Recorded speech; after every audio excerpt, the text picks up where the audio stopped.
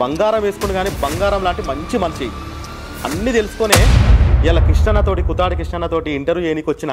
ఇలా అనేకమైన విషయాలు తెలుసుకొని అసలు వాళ్ళు ఏ స్థాయి నుంచి వచ్చారు ఎక్కడి నుంచి వచ్చారు ఈరోజు 10 మందికి ఉపాధి హామీ కానీ 10 మందికి అన్నం పెట్టడం కానీ ఎంతోమందికి మేము ఉన్నామంటూ